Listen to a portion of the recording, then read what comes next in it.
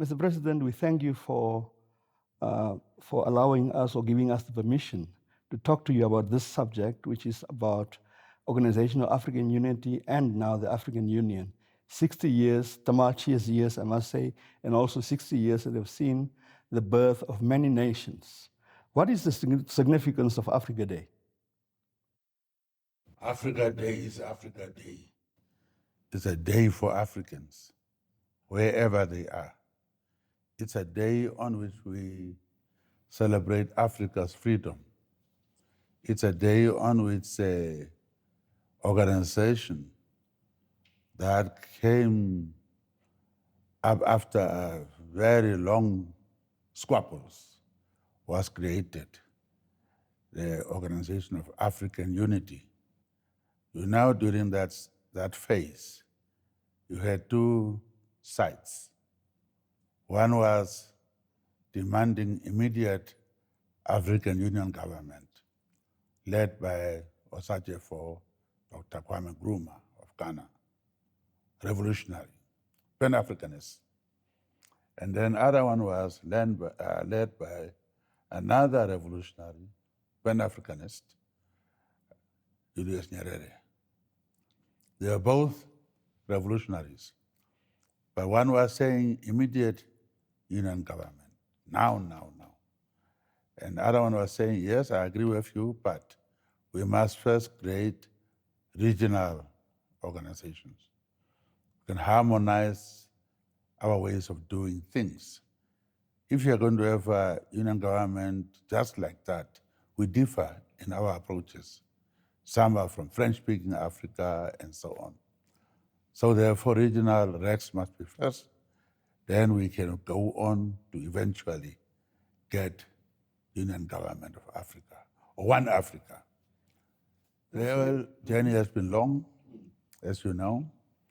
After regs were set up, we are now belonging to SADC region. That's one reg. Others are ECOWAS, and then you have the East African Community, blah, blah, blah. Those are now the regional regs that Nyerere was talking about. At the time of the formation of the Organization of African Unity, Addis Ababa was chosen as the capital or as the seat for the continental body. Why was it chosen? Well, you should know that Ethiopia and Liberia were the only independent countries not colonized. And Ethiopia, even and Liberia, took our case to the International Court of Justice. So it's kind of basically the center of Africa. They were independent longer. They didn't have colonial hangover, so to say. But therefore, it was also central, so to say, although it is a little bit away from us.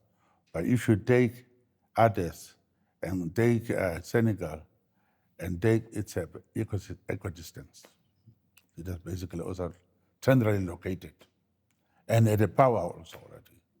Haile Selassie was a very, very influential man. African Union, the Organization of African Union was renamed to AU. What is the reason for that renaming? Firstly, African Union, OAU, was state-based. It is an organization that was operating with heads of states only, so to say. And it was aimed at freeing Africa. Liberation Committee did its job and freed all African countries. We were the last colony to be freed by Africa and our own people. So therefore, it was state-based, no interference in domestic affairs, even if you are killing your own people. It was sovereignty was respected, but now, and it was therefore a transactional organization. Now, I will say, after many years, I talk about AU. Now, AU, I could say, is transformational in a sense that you start with a Pan-African Parliament. That means people, like I think of people, must also be involved. We are talking about ECOSOC, where you are even talking about diaspora that could be involved in. So I will say that AU is now trying to involve people and trying to move on in really allowing Africans to participate, not only the heads of state. There is a concern that the AU and its predecessor OAU are unable to fund themselves and are being funded from outside, with those ones giving money, having agendas and setting the agenda on Africa. Well, that's a story of the past. Kagame was assigned to review AU, and then he came up with a project of self-financing that is now being done. So even if somebody gives you money, you can say no when they're asking something. So you shouldn't go by because they are paying and so on. They are guilty. They must also pay just like reparation. They are the ones who colonized Africa, took Africa's resources. So it's a payback time, but that's an old story. It's not anymore that way. Silencing of guns agenda. Is there, I mean, I see that there is a bit of a setback on that agenda of the African Union. Judging from the civil strifes and armed conflicts that are happening in some pockets of Africa. Would you agree with me that it is there is a setback? I mean, in that regards, looking at Sudan now, Nigeria, Somalia, and so on, and our own DRC. Crisis in Ukraine. So crisis can be anywhere, not only Africa. Now, how are we going about stopping these conflicts? Firstly, you should know when there were coups in Africa in the past, we didn't do anything about it. It was a sovereign right.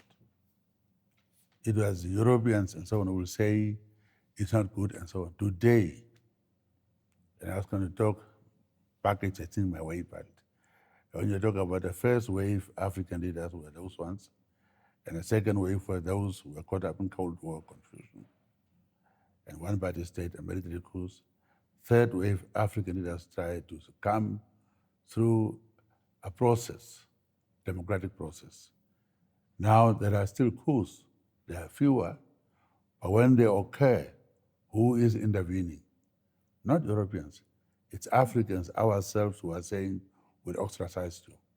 We'll be kicked out from AU, not participate until you come back with an elected government.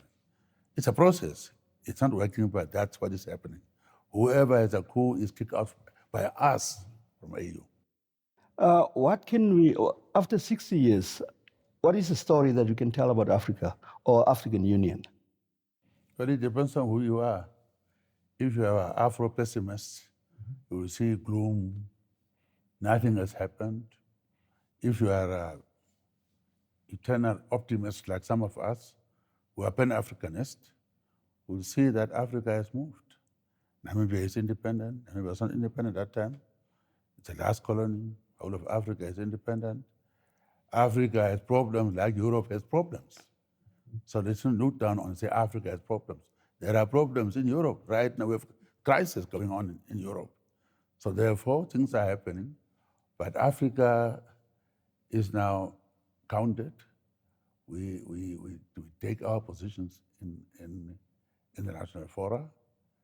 We are listened to. We will see that countries are looking for Africa's advice. This morning I had a big meeting the men from the United Nations to come and hear what I think about problems in Africa so we can guide them. So I don't think Africa is not having a standing. Africa's views are sought after. Here we had already 3 visitors, one from Saudi Arabia, other one trying to write from Italy, Thailand, to ask our support to host whatever we are saying, to host something. So if you are looking up to somebody, you travel miles to come. That's respect. In Namibia, you see people are coming to get our advice. Can you highlight some of the successes of the African Union? and its predecessor. Here's a written question that you're following. No, I mean, I'm telling you, successors, that we are now in charge of our own future. We are saying if there are coups, we are the ones who are taking action. That's a success. and can we perhaps look at what the challenges are for the continental body? Challenges are there in all parts of the world. You will see in some parts of Africa, people have unemployment problem. Some create jobs for themselves. Like in West Africa, people create their own little jobs and it look like they are employed, but they are doing things that Namibians will never do by selling things and they are regarded as employed. Whereas in Namibia, we are used to having a boss, white men, so we have to work for them. So therefore, instead of creating our own jobs, we are looking for jobs. And therefore, unemployment situation is so high. And therefore, we think it's a failure. But we are still coming from a colonial mentality that you need a boss. The African Union has christened this year as the acceleration of implementation for the African Free Trade Agreement. Are you satisfied with the paces at which the Free Trade Agreement is being implemented? Adopted a few years ago. Yeah, obviously. It's very clear. They already set up the secretariat in Accra, which is working. South Africa was appointed to that. Of course, I'm very happy. One of the successes of the developments on the African continent is that we have democracy has firmly been established, and there are term limits to presidents. Previously, presidents will cling onto power for 25 years, for 60 years, and so on. Not 60 years, though. 25 years and 30 years, and so on. How have we come to that? That we have started to, that we have accepted democracy and also said that we cannot be in office permanently? Well, I was going to, if you didn't start your way, my way could have been different. I would have talked about type of African leadership. That we have 3 waves of African leaders. First wave of African leaders were those extraordinary personalities. We like gods, basically. We're admiring them. They told us to wake up and fight for our freedom. Kwame Nkrumahs, Ekutures, I would say Nyomas, and so on. And therefore, they were in power, some of them in Africa, and there were no thing of voting, and so he was the person who freed you. Second wave, we had now Cold War era, confusion, where you had military coups, one-party states. Not all of them are bad. Tanzania was doing very well under Nyerere, but that was now one-party state, military coups. And now, third wave of African leaders, whether it is perfect or not, they all want to come through electoral process. And that one comes with term limits in most cases. Some did amend the constitutions, claiming that people want them to continue. But I had a friend of mine in Guinea who was saying that, and after he extended the his stay, there was a coup, unfortunately. Today he is out of country. So we're always disagreeing with him. He said, why do you like term limits? And after I explained, I said, we got used to it. But I do believe term limits are necessary where a president is elected direct by the people. I can go and say Viva Swapo and be elected. I don't have direct accountability. I go once a year to the parliament to have a State of a Nation address. I'm not a member of parliament. So I do that and go out. Now, in countries that are now electing presidents through parliaments, I wouldn't see any term limit, president of term limits. British Parliament as a prime minister, no term limits. Why? They are daily there to account. That's why there is no need for term limits. But if you have a South African model where a president is elected by parliament, but has to kind of resign, but you're going to stand by to come and answer any time question. We don't have that. With us, it's president elected directly. In that cases and many others, term limits is a must because you don't have a day-to-day accountability. You don't go to parliament and be asked. So therefore, And many Africans believe in that.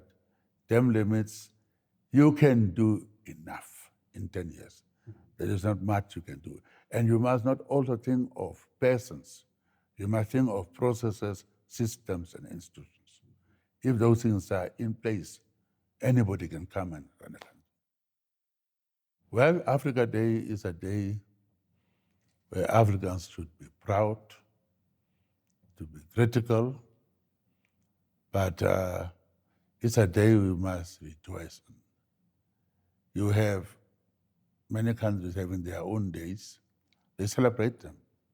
But to also reflect on it. It's a day to reflect on how far have we come since those days, 60 years ago.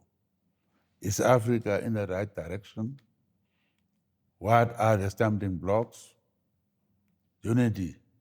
Do we have internal unity before we talk about African unity? These are all things we have to look into. In Namibia too. We are worried. Some of us are starting to get worried. We are now becoming more tribal. But young people, not old people. These are problems that we have to look into. But every country, every continent has its own problems. They must provide their own solutions. And for Namibians to provide our own solution. To say this is the only country we can call our home. Only one. So therefore, while we have problems, many of them, we have also good things. Namibia of today and Namibia of yesterday, Africa of today and Africa of yesterday are miles apart. Morocco is refusing to abide by the decisions of the UN, with the result that Western Sahara is still under its annexation. What is the African Union doing?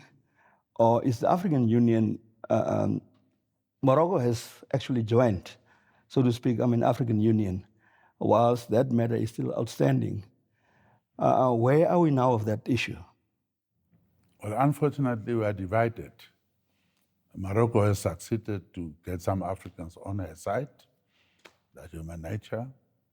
There are others who are steadfast, mostly in Southern Africa, and we are still demanding, because in our cases, it's a thing we have to do because we are also colonized and others were supporting us. So how do you get your independence through support of others and fold your hands and say, be oppressed? We talked to Morocco. We are saying that we are not interfering. We are just saying we are happy that you are supporting us. Morocco was supporting us to get our own independence, self-determination. We are saying, do what you have done to us. Let them decide whether they want to be with you or not. That's what we are asking Morocco to do. And that is now under the UN auspices, like our situation. So I said, let's go back to UN and implement the UN resolution. That's where we are stuck. Because some countries have changed their views, let's face it. Some African countries have, whatever happens, I don't know, but have changed their positions. But Southern Africa, we are steadfast. Because we went through that process. People supported us to free ourselves. Without that support, we couldn't have been here sitting. Without Cubans, Kwana Valley wouldn't have been sitting here. So we support Cuba. We support those who are struggling, wherever. Whether the American blacks who have been killed daily sometimes. After so many years, we support. And lastly, perhaps your comment on the observer status of Israel that was withdrawn from, after protest by the countries like South Africa and perhaps Namibia, that was withdrawn at this year's AU summit. How did it happen that actually they got that status? Because the chairman has a power to recognize countries that way. And I talked to him, I said, yes, you have that power, but Israel is a unique situation. It could have been good effort to try to solicit opinions from African countries, all of us, because it's a sensitive issue. So although you have power to do that, this is a unique situation. So that's what we told him, therefore he withdrew. I thank you for the opportunity again, Mr. President. Nice to see you. Nice to see you. Thank you very much. Happy Africa Day. Happy Africa Day too. Thank you.